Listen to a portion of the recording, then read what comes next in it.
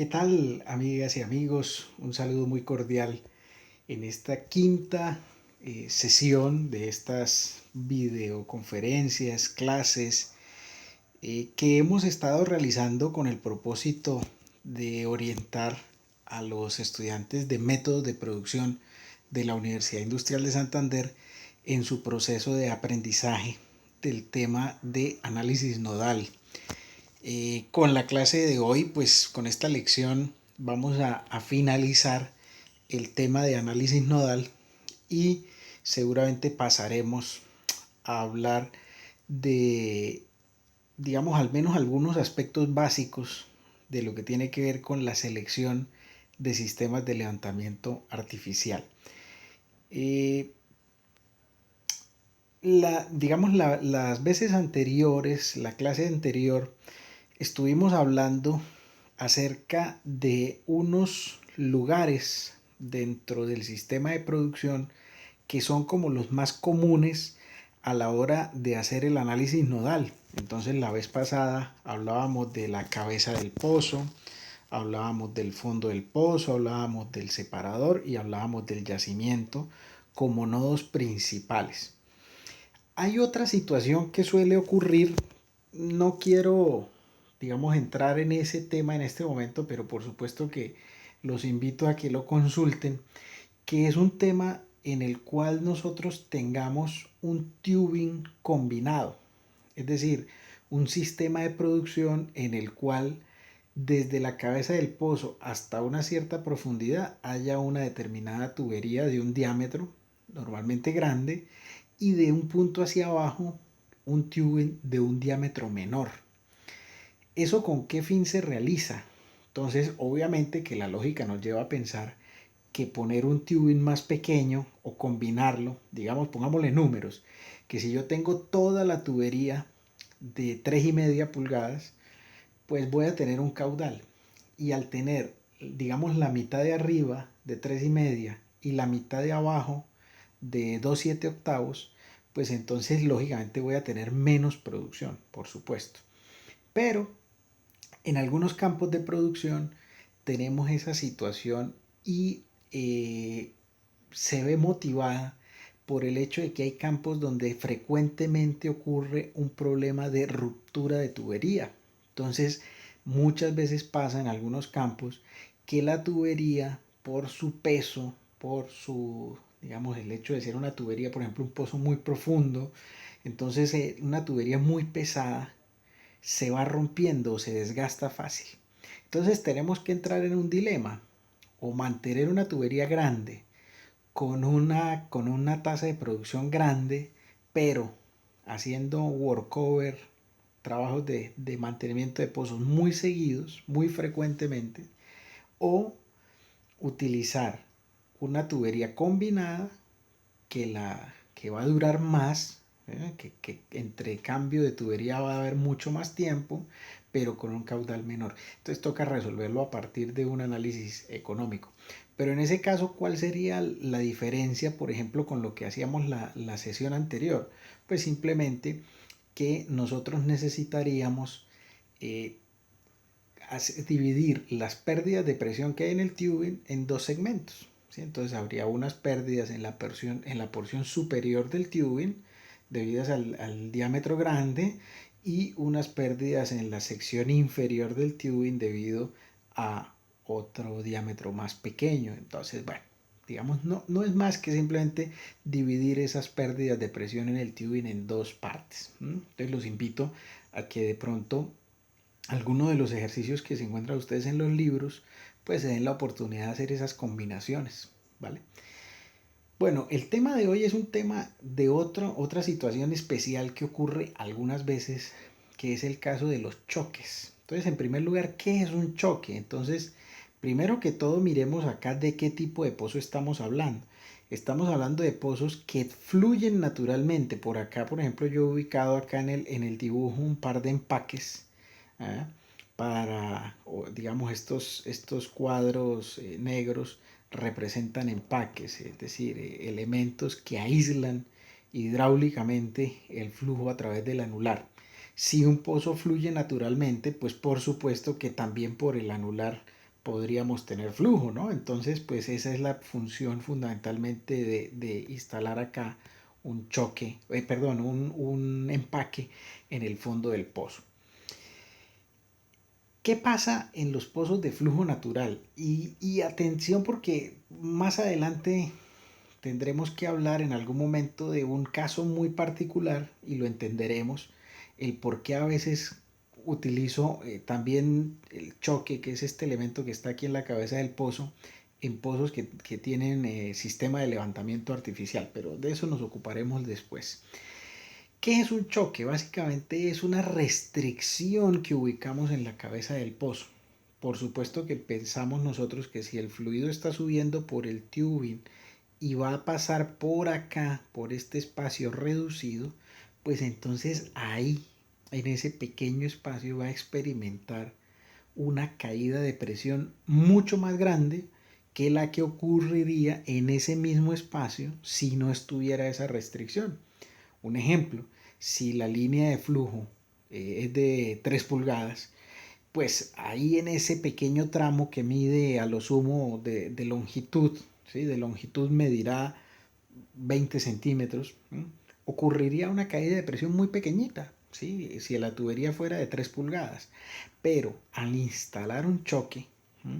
Entonces como aquí el fluido tiene que pasar por un espacio muy reducido, entonces ahí van a ocurrir unas caídas de presión muy grandes. ¿Sí? ¿Eso por qué se utiliza? ¿Sí? Porque alguien diría, bueno, pero ¿qué sentido tiene si para nosotros la presión de yacimiento, digamos, la lógica nos lleva a pensar que la presión del yacimiento es como nuestro mayor tesoro, ¿no? Ese motor o ese elemento que lleva a que los fluidos fluyan a través del sistema de producción. ¿Qué necesidad tengo yo de instalar aquí un elemento que consuma, que gaste, que reduzca la presión de una manera tan significativa? ¿Qué razón hay para hacer eso? Bueno, pues la razón ya la hemos hablado en otros momentos acá en nuestro curso. En alguna clase, creo yo que era en la primera o en la segunda clase, yo les comentaba que lo importante es que todos los fluidos de todos los pozos deben llegar al separador con la misma presión. Se supone que nosotros debimos haber hecho un análisis PVT o haber utilizado un simulador o haber hecho usado unas correlaciones, etcétera, etcétera, para determinar la presión óptima de separación en el campo. Entonces, suponemos nosotros, digamos, suponemos no, lo importante es que los fluidos que vienen de todos los pozos lleguen con la misma presión al separador. Ahora, permítame que yo quiero borrar un poco acá todas estas rayas que he hecho. Entonces, teniendo en cuenta que la presión de separador es, digamos, la presión a la cual los fluidos deben llegar ahí, pues con base en esa presión es que se diseña todos los elementos que hay de ahí hacia atrás. Me explico. Si en la línea de flujo hay una caída de presión, a ver, yo borro esto, voy a escoger un color color que se vea más. A ver, yo quito acá mi cara un momentico. Acá tengo esto. Digamos que en la línea de flujo ocurren unas caídas de presión de un determinado valor. Un ejemplo, las caídas de presión en la línea de flujo son 100 psi. Y la presión del separador es 100 psi. Entonces eso quiere decir que el pozo en cabeza debería tener 200 psi para que llegue al separador de buena manera. Pero ahora miremos digamos, fíjense que aquí lo que hicimos fue ubicarnos en la cabeza del pozo y hacer un outflow, ¿sí? Una curva de demanda o a calcular la demanda, ¿sí? Es decir, bueno, en cabeza de pozo necesitaríamos 200 psi, la suma de estos dos valores. Ahora, miremos realmente cuánta energía llega a la cabeza del pozo. Entonces nos van a pasar varias cosas, ¿no? Una de esas cosas es que lleguen a cabeza de pozo exactamente 200 psi. Eso pues sería una coincidencia bastante grande, ¿no? Sería una coincidencia bastante grande que justo llegaran 200 psi a la cabeza del pozo. También nos puede ocurrir que el fluido no llegue a la cabeza del pozo, como lo hemos visto, por ejemplo, en alguna clase anterior, o que los fluidos lleguen a la cabeza del pozo, pero no lleguen con 200 psi, sino que lleguen con 50 o lleguen con 100 o con 120. O sea que en ese caso no le alcanzaría, ¿sí?, la presión con la que los fluidos vienen desde el yacimiento para completar su recorrido hasta el separador. Eso puede pasar. Pero en los pozos que tienen flujo natural, ahí sí ya va a aparecer la razón de ser del choque. Lo usual es que, sigamos con el ejemplo, si yo aquí necesito 200 psi en la cabeza del pozo, debido a que el yacimiento tiene una presión tan elevada, por ejemplo, los fluidos llegan a cabeza de pozo con 500 psi. Entonces, ¿qué pasa? Que si los fluidos llegan con 500 psi a la cabeza del pozo, pero se necesitan solo 200, entonces este fluido o este flujo que viene aquí viene con demasiada energía, y entonces al llegar al separador puede ser que el separador no esté diseñado para soportar esas presiones. No es usual ese caso, pero pongámoslo como un ejemplo. Pero lo más importante es que si otros fluidos de otros pozos están llegando al separador con los 100 psi que se necesitan, entonces los fluidos de este pozo tendrían 500 en cabeza, menos 100 que se pierden de cabeza a separador, menos estos 100, entonces llegarían con 400 psi a la cabeza. Y los otros, pozos o los fluidos de los otros pozos están llegando con 100. Entonces, ¿qué pasa? Pues que la presión de este pozo que estamos analizando restringe, se opone, bloquea, reduce la producción de los otros pozos que están llegando con solo 100 psi. Entonces, es una situación que ocurre mucho, ¿sí? Entonces, ¿cuál sería la manera de analizar? Voy a borrar acá porque ya esto lo puse de una manera muy, muy desordenada, yo esta imagen. Digamos, ¿cuál sería la solución acá? Entonces la solución es, si los fluidos a cabeza de pozo están llegando con 500 psi, pero necesito que solo lleguen con 200, pues hombre, en el camino debo poner, o aquí debo poner algo que gaste ese exceso de presión que tienen los fluidos en cabeza. Entonces debo encontrar un choque que consuma esos 300 psi sobrantes. Y eso es lo que vamos a ver hoy. Bueno, he hecho una introducción bastante larga, pero como digo siempre en clase, yo prefiero extenderme un poco en esta introducción porque luego va a ser muchísimo más sencillo entender cada una de estas cosas. Entonces hoy vamos a tener acá una manera de resolver este ejercicio de una manera muy curiosa. Entonces vamos a mirar, les voy a mostrar acá abajo una cosita que tengo, y es que he puesto, para que me quede medianamente bien, he puesto dos sistemas cartesianos uno encima de otro, ¿sí? He puesto por acá unos ejes, ¿sí? Y aquí abajo otros ejes para utilizarlos de manera conjunta. Vamos a empezar con este eje de arriba, o con estos ejes de arriba. Yo pues lo voy a ir haciendo aquí de una manera un tanto manual, ¿no? Aquí medio va a quedar esta gráfica más o menos hechecita, pero por acá en otro lugar de mis apuntes tengo yo preparada una gráfica que se ve mucho mejor. Entonces vamos a empezar haciendo en este eje de arriba, vamos a ponerle aquí un nombre a este eje Y, lo vamos a llamar presión, discúlpenme. Vamos a hacer una referencia a la presión en cabeza, ¿sí? Entonces vamos a irnos acá a nuestro gráfico. Voy a quitar un poquito acá mi cara, voy a poner un poco más pequeño esto, porque voy a trabajar acá. Entonces vamos a empezar haciendo un análisis de la presión.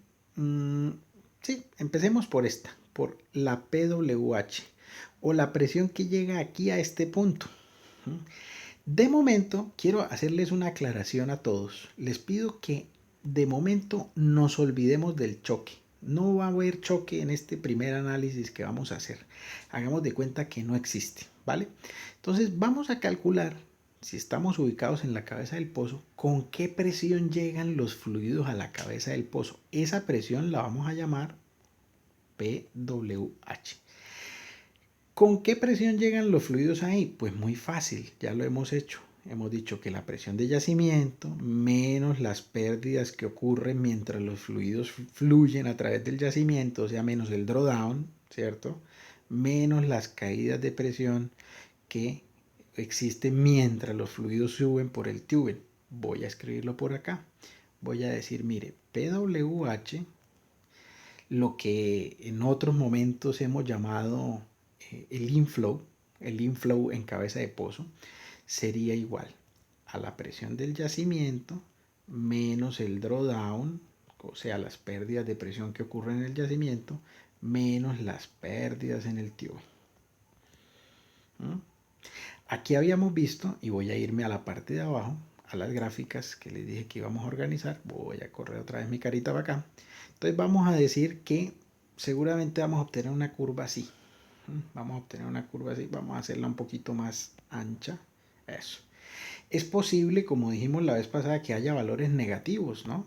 Eso lo dijimos la vez pasada. Es posible que ocurran los valores negativos. Esos valores negativos quieren decir que para ciertos caudales puede ser que el fluido no alcance a llegar a la cabeza del pozo. O sea, hasta ahora no he dicho nada nuevo, no he dicho nada raro, y esta curva la vamos a llamar PWH. Hasta ahí vamos bien, ¿cierto? Bueno. Ahora, vamos a cambiar nuevamente de color. Me voy a regresar acá. Vamos a coger ahora por aquí este colorcito. Entonces, ahora vamos a hacer de cuenta que el choque no está. Yo sé que acá en el dibujo esta distancia se ve gigantesca, pero realmente todo esto está puesto en el arbolito de Navidad, ¿no? Este manómetro, este choque, si estuviera, ¿cierto? Todo está en un espacio muy pequeño. Entonces, el que yo ponga un punto como este que puse acá, o lo ponga aquí, o lo ponga aquí, o lo ponga aquí, estamos hablando exactamente, prácticamente del mismo sitio, ¿vale? Entonces yo voy a ubicar un punto aquí, ¿no? Y voy a hacer un cálculo de la presión. A ver, yo quiero que ese punto me quede bonito. A ver, bueno, más o menos. Entonces, este punto, vamos a ponerle un nombre. La vez pasada lo hubiéramos llamado PWH, al que hice primero, a este de acá lo hubiéramos llamado PWH del inflow o PWH disponible, ¿vale? Le podemos poner ese nombre, pero yo no quiero usar hoy tantos nombres raros. Y a este lo hubiéramos llamado PWH requerido, ¿sí? O sea, la presión que se necesita que haya aquí para que los fluidos alcancen a llegar al separador. Lo que decíamos hace un rato, ¿no? Si al separador deben llegar con 100 y en la línea de flujo se pierden 100, pues ese valor sería 200. Entonces vamos a hacerlo aquí. Hoy le vamos a poner un nombre a esa línea, a ese punto, lo vamos a llamar Pout, o la presión que se requiere a la salida del choque, a la salida del arbolito de Navidad. ¿Y qué vendría siendo Pout? Entonces Pout vendría siendo pues lo de siempre, ¿no? La presión del separador más las pérdidas de presión que existen en la línea de flujo. Hasta ahí no hemos hecho nada raro, ¿no?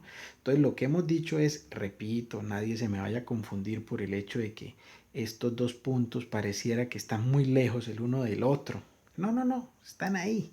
Están ahí porque es que en el arbolito de Navidad tengo todo muy cerca, todo muy junto una cosa con la otra. Entonces, por favor, no se me confundan con que en la gráfica pareciera ser que eso está muy lejos.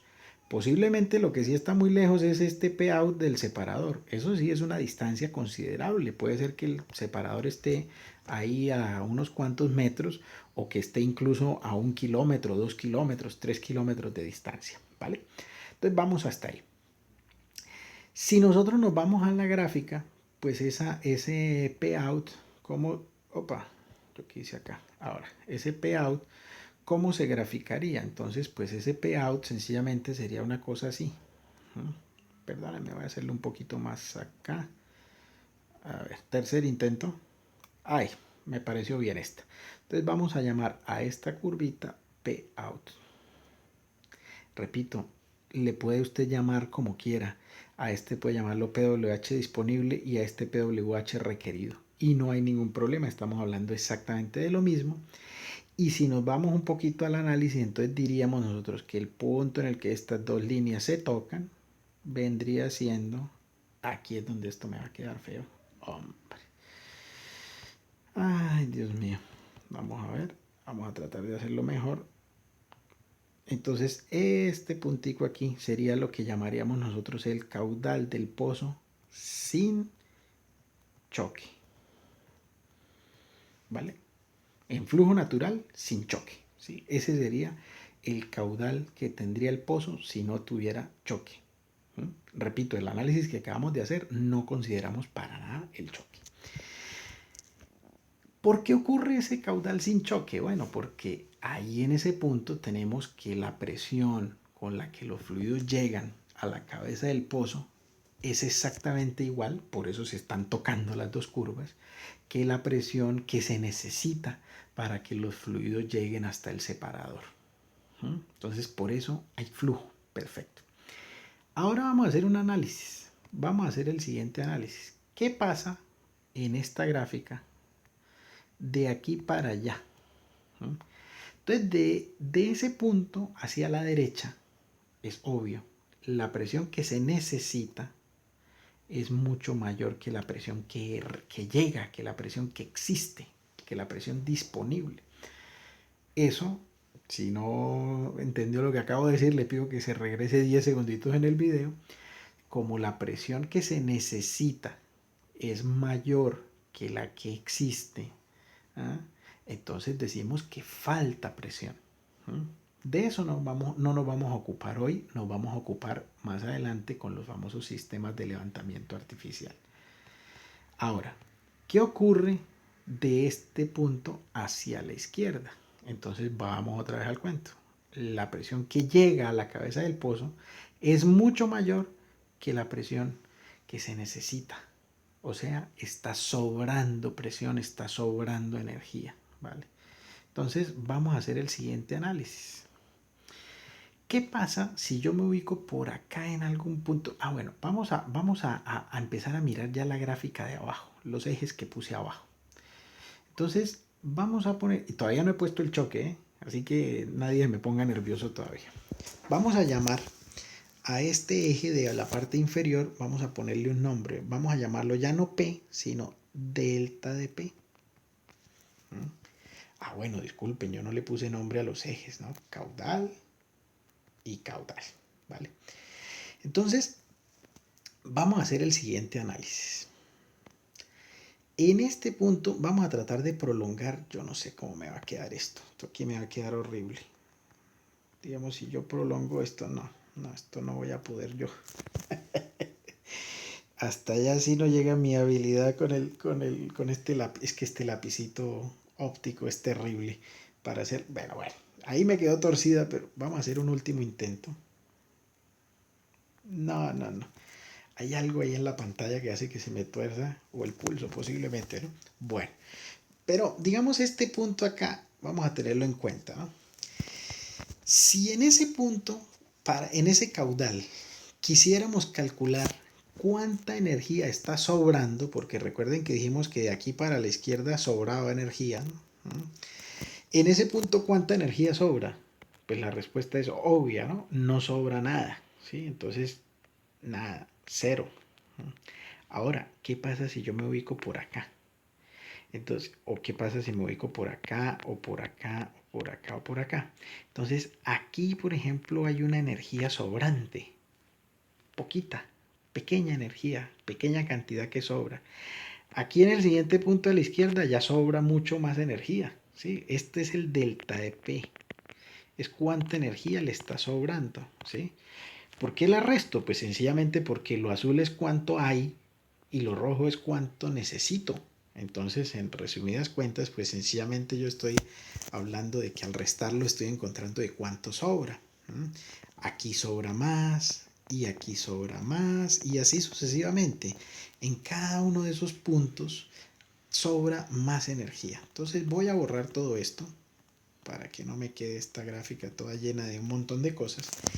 Y si yo quisiera aquí en la gráfica de abajo, en esta gráfica de abajo, representar la energía que sobra, recuerden que el eje Y se llama ahora delta de P, pues seguramente me aparecería algo como esto. Que en este punto, donde el caudal era el caudal sin choque, acá no sobraba nada de energía. Pero a medida que yo me fui corriendo hacia la izquierda, acá, a medida que me fui corriendo hacia la izquierda, cada vez el delta era más grande. Por eso aquí cada vez que me estoy corriendo hacia la izquierda, el delta es más grande. Yo a esa línea le voy a poner un nombre. No sé dónde ponerle el nombre. Vamos a ponerlo por acá. Vamos a llamarlo delta de presión del sistema. Yo lo voy a llamar así. Delta de presión del sistema. O sea, cuánta energía le está sobrando al sistema. Hasta ahí vamos bien. ¿Listo? Y no hemos hecho nada raro. Simplemente hemos hecho un análisis nodal en cabeza de pozo. Y luego lo que hicimos fue restar las curvas de oferta y demanda. Y el valor que nos dio al restar, pues lo pusimos aquí en la parte de abajo. Entonces no tenemos nada raro hasta ahora. Ahora vamos a introducir una nueva variable. Vamos a ir nuevamente a la parte superior. Bueno, entonces complementemos acá. Delta de P del sistema. Aquí era igual a PWH menos Pout. O sea, la resta de estos dos me dio delta de P del sistema. Muy bien. Ahora vamos a buscar por aquí otro color. ¿Qué sé yo? No sé. Es que ya los que tengo ya son como muy... Bueno, vamos a usar este de acá. Entonces, vamos a introducir acá una nueva variable. Esta nueva variable la voy a ubicar acá. Miren, voy a poner acá un puntico. Y le voy a poner aquí un nombre. La voy a llamar Pin. Digamos que si a esta la llamé Pout, presiona la salida del choque. Ahora sí, al poner el choque voy a introducir una variable y la voy a llamar Pin, ¿vale? Pin, ¿qué vendría siendo? Entonces, Pin vendría siendo la presión que se necesita que haya a la entrada del choque para que los fluidos puedan pasar a través de ese choque. Yo sé que eso suena un poco raro, ¿no? Pero les voy a presentar a continuación una ecuación. Vamos a bajar por acá. Acá tengo la ecuación. A ver, que yo no quiero mostrar más de lo que no, que de lo... A ver, por aquí tengo otra vez la ecuación. Manejémosla así. Entonces, Pin, pongamos aquí un puntico. Tengo esta ecuación. Esta ecuación la formuló Gilbert. El mismo Gilbert del que estuvimos hablando hace algunas clases, cuando hicimos el cálculo de o el uso de las gráficas de gradiente de presión. Y esta ecuación, miren lo que indica. ¿Cómo calcular Pin? ¿Cómo calcular la presión que se necesita a la entrada de un choque para que a la entrada de un choque de cierto diámetro, ya vamos a explicar por qué la letra S, para que por un choque de un cierto diámetro pase un caudal de líquido que tiene una relación gas-líquido de tanto?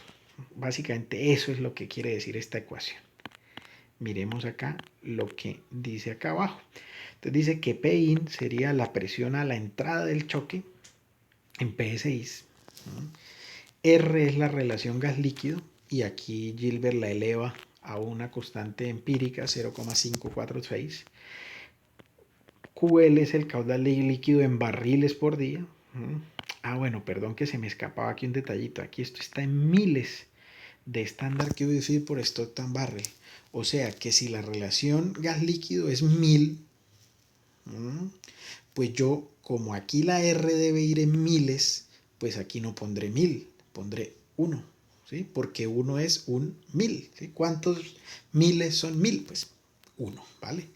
Si la relación gas-líquido fuese 5000, entonces el valor de R para la ecuación sería 5, no 5000, 5, ¿vale?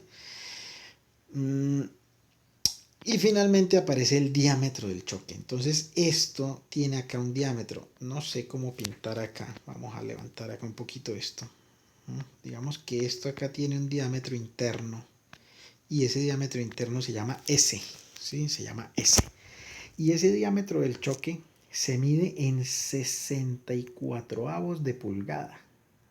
Es tan pequeñito, el choque, que lo medimos es en esas unidades. Entonces, por ejemplo, vamos a suponer algo. Vamos a suponer que para nosotros estamos hablando de un choque de 1 pulgada. ¿Sí? Entonces, un choque de 1 pulgada, ¿cuántos 64avos de pulgada son 1 pulgada? Pues 64, ¿vale? Entonces, si el choque fuera de 1 pulgada, el valor de S sería 64. Si estamos hablando de media pulgada, el valor de S es 32.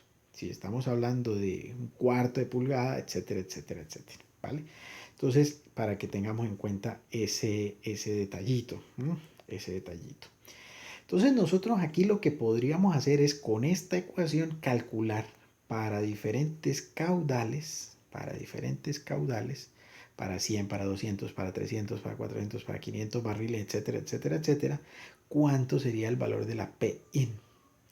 Por supuesto que aquí, a medida que nosotros calculemos o vayamos incrementando el caudal, pues el valor de P-IN va a ir aumentando, ¿no? Va a ir aumentando. Entonces, vamos a ir nuevamente aquí arriba. Vamos a ir nuevamente aquí arriba a mis gráficas por acá. No, aquí arriba a esto. Entonces, digamos que yo voy a calcular P-IN por la fórmula de Gilbert. Quiero advertir otra cosita antes de avanzar, y es que no solamente está la correlación de Gilbert. Si ustedes se van a los diferentes textos, se pueden encontrar que otros autores han desarrollado correlaciones para calcular P-IN, pero yo estoy acá utilizando en este caso la de Gilbert. Y finalmente vamos a calcular, no sé con qué color, ya aquí ya se me acabaron los colores, es que, bueno, no sé, vamos a utilizar este color de acá, ¿sí? Entonces vamos a calcular ahora una cosa. Si P-IN es la presión que el choque necesita a la entrada y P-out es la que va a haber a la salida del choque, al restar P-IN y P-out voy a obtener cuánta energía consume el choque. ¿Sí? Es decir, el delta de presión del sistema ya habíamos visto cómo calcularlo, ¿no? Entonces vamos a decir ahora que el delta de presión del choque, o la presión que consume el choque, va a ser simplemente P-IN menos P-out. P-IN menos P-out. Restar estos dos valores me va a dar como resultado cuánta energía consume el choque. Pero me va a dar lo mismo de antes. No, no, no, porque una cosa es que digamos PWH, que era cuánta presión llega a la cabeza del pozo, y otra es P-IN, que es cuánta presión, según la ecuación de Gilbert, debería haber en la cabeza del pozo. Entonces son dos cosas bastante diferentes. Por supuesto que mientras más caudal, el choque es una tubería más. ¿Qué pasa con la caída de presión en el choque? A medida que hay más caudal. Entonces, mientras más caudal pase por un choque, pues más caída de presión se genera en el choque. Entonces vamos a graficar eso aquí. Si nos vamos a la gráfica de delta de presión contra caudal, seguramente para un choque de un diámetro determinado voy a obtener esto así. Voy a obtener que para un caudal bajo, la caída de presión que se genera en el choque es baja. Para un caudal grande, la caída de presión que se genera en el choque es grande. Entonces, ¿eso por qué es importante? Porque aquí nos va a surgir un nuevo punto de corte entre las gráficas. Entonces, este punto de corte entre las gráficas ahora sí que va a representar, pues si este de aquí lo llamábamos el caudal del pozo sin choque, pues este sería el caudal del pozo con choque. El caudal del pozo con choque. Vamos a poner un ejemplo. Vamos a suponer que este sea para media pulgada, para 32,64 de pulgada. Y posiblemente por acá lo voy a hacer en negro. Obtendría, por ejemplo, para 1 pulgada, para 64 de pulgada, y obtendría un caudal mayor. Mientras más grande sea el diámetro interno del choque, mayor va a ser el caudal, ¿sí? Acá pues este punto nos representaba cuando no había choque, ¿sí? Este punto de acá nos representaba qué pasaba cuando no había choque. Un ejemplo, cuando la tubería es de 3 pulgadas, ¿sí? En cambio acá, por acá obtengo qué pasaría si fuera de 1 pulgada ese segmento. Por acá en algún punto surgiría qué pasaría si fuera de 2 pulgadas, etcétera, etcétera, etcétera. Esa es, grosso modo, la metodología que tenemos para calcular nosotros, para calcular caídas de presión, para calcular todo esto con el choque. Yo por aquí ya les había hecho, yo había hecho la gráfica mucho más bonita. Por supuesto que esta ya pues mucho más presentable, ¿no? Esta gráfica que tengo acá. Entonces aquí tendríamos oferta y demanda en la gráfica de arriba, ¿no? Y aquí tendríamos delta EP del sistema y delta EP del choque, ¿no? Más o menos eso es lo que obtendríamos al hacer este tipo de análisis. Vamos a plantear un ejemplo. Yo sé que ya este video está bastante extenso. Vamos a plantear un ejemplo. Yo lo voy a plantear. Voy a de pronto hacer algún cálculo sencillo y directamente voy a pasar a la respuesta. A mostrarles a ustedes y a invitarlos a que lo resuelvan. Entonces por aquí está el ejercicio. Vamos a ver. Entonces dice el ejercicio que en esta tabla se están presentando los datos de un sistema de producción. O sea, ya nos están diciendo, para simplificar las cuentas, pero podríamos hacerlo desde cero, y en los libros lo van a encontrar así ustedes planteado, que si el pozo produce 200 barriles, entonces a la cabeza del pozo llegan 610, pero PAU de 110. ¿No? O sea, le estoy dando para cada caudal cuánta presión llega a la cabeza del pozo y cuánta presión se necesitaría en cabeza de pozo. ¿No? ¿Vale? La relación gas líquido del pozo es 500 estándar cubic feet sobre Stockton barrel, o sea que al momento de meterlo acá en la ecuación, R, si esto es 500 pies cúbicos por barril y R está en miles, pues en la ecuación sería 0.5. 0.5 porque 500, ¿cuántos miles son 500? Medio, 0.5. Bueno, ¿qué otra cosa? Que me están dando acá unos valores, me dicen cuál sería la producción si yo tengo 16,64 avos, 24,64 avos, 32,64 avos, o sea que me están diciendo qué pasaría si el choque, si el valor de S es 16, si el valor de S es 24 o si el valor de S es 32. Entonces, ¿por dónde arrancaríamos? Pues arrancaríamos calculando los delta de P del sistema, ¿no? Que sería simplemente restar estas dos cosas que están aquí. Entonces nosotros podríamos decir delta de P del sistema. Entonces vamos a ponerle aquí valores. Entonces, por ejemplo, aquí 610 menos 110, 500. 540 menos 140, 400.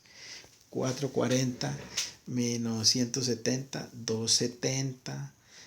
Perdón, estoy aquí copiando, 80 y finalmente menos 180. O sea que para este último valor los fluidos ni siquiera llegan a la cabeza del pozo. Entonces empezaríamos por ahí.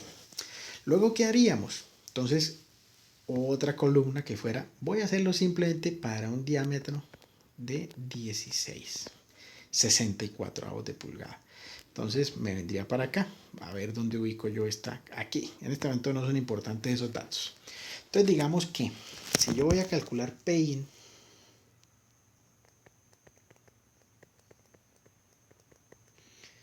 entonces vamos a hacer el ejemplo. Entonces para el primer caudal que es 200, entonces Pin, ¿qué vendría siendo? Vendría siendo 435, aquí sí les voy a pedir que ustedes me ayuden a hacer los cálculos, yo simplemente voy a copiar la respuesta. 435 multiplicado por R, que era 0.5 elevado a la 0,546 por el caudal, que son 200, dividido en el diámetro, que es 16 elevado a la 1,89. Eso da, según mis cuentas, 316, 315,8, 316 PSI. Eso sería P 316. Yo les voy a transcribir aquí los valores para de P-in para los diferentes caudales. Entonces tengo 315, 631, 947, 1263 y 1579. ¿Vale? ¿Estos valores qué son? Entonces, ¿estos valores qué son? P-in, que es, repito, la presión que se necesita a la entrada del choque. ¿Vale? Y finalmente podríamos calcular, a ver si yo puedo aquí correr un poquito esto, el delta de P del choque. También en P6. Entonces, el delta de P del choque vendría siendo, como dijimos, P-in menos P-out. Entonces, por ejemplo, 316 menos 110, a ver, yo aquí resalto un poquito, 316 menos 110, ¿ah? ¿Cuánto me da eso? Entonces voy a escribir aquí los datos. 206. Si me equivoco aquí en algún decimal, les pido, es que yo aquí lo tenía con decimales, 491, 777, 1043 y 1299. Entonces, ¿qué es lo que vamos a graficar nosotros ahorita? Entonces vamos a graficar, por una parte, delta de P del sistema. Fíjense ustedes que a medida que el caudal aumenta, los valores delta de P del sistema están disminuyendo, o sea, eso nos va a dar una curva que va bajando. Y por otro lado, delta de P del choque. Fíjense ustedes que aquí ocurre lo contrario. Mientras va aumentando el caudal, los valores de delta de P del choque van aumentando. Esto para 16/64. Luego los invito a que ustedes hagan el de 24 y el de 32. Yo les voy a compartir las respuestas porque yo lo hice acá. A ver, ¿yo dónde lo puse? Por aquí abajo están mis respuestas. Entonces por aquí tengo yo las respuestas. Entonces yo tendría primero las curvas de oferta y demanda aquí arriba, las construí. Y luego, pues eso, bueno, el flujo natural sin choque sería un punto por acá, algo así como 870, 880 barriles por día. Y para el que acabamos de hacer, que era este, el de 16/64, obtengo un caudal de alrededor de 350 barriles por día como respuesta. Acá pues he añadido la curva para 24/64 y para 32/64. Por supuesto que se ajusta a lo que habíamos dicho hace un rato, que mientras más grande sea el diámetro, pues más se va a acercar ese valor a este que teníamos aquí de 900 o casi 900 barriles, que era el flujo natural sin choque. Los invito a que por su cuenta realicen el cálculo o los cálculos. Yo aquí les he dejado la gráfica para que ustedes la observen como una referencia.